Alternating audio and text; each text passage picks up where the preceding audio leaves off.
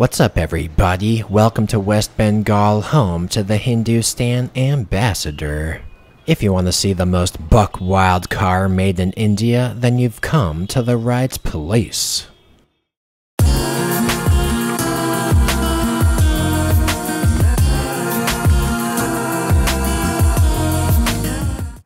So I was strolling and trolling around the mean streets of downtown Kolkata, India.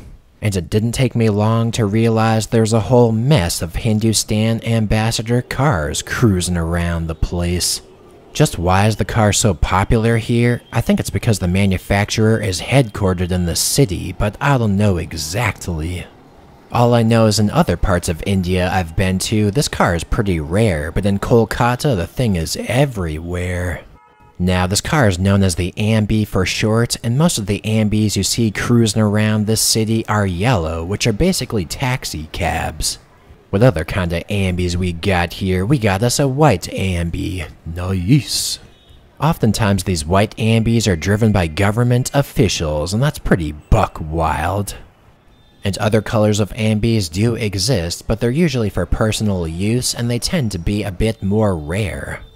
Check out this red Ambe, for example. I think it's looking swell as a motherfucking bell. And take a gander at this blue Ambe because I think it's looking cute as a motherfucking flute. I mean, hey, I'm not that big into cars or anything, but I know some sweet wheels when I see them.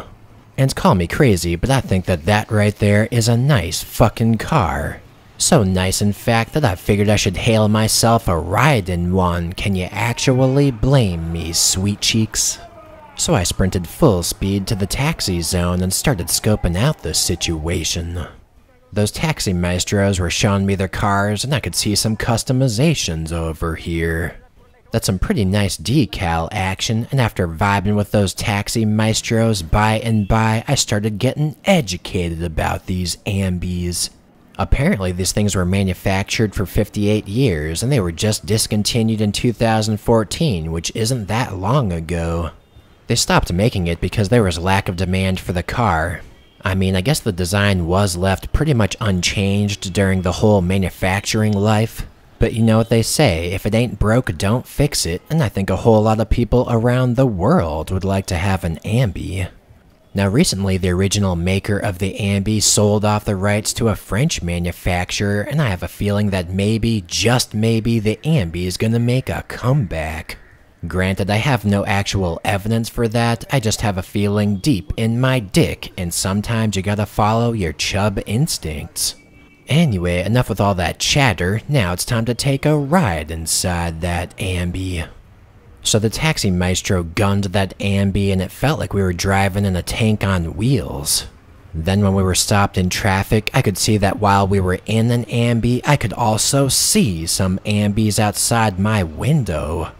Holy shit, it's getting pretty meta around here. We got some Ambes passing on the side, and we got some Ambes following from behind. Wow, that's some thought-provoking and paradigm-shifting shit right there.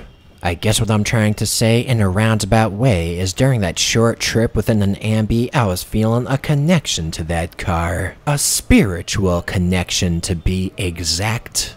After all, it's known as a dependable car and a loyal friend, which I guess is why so many people that own it consider it to be like a family member.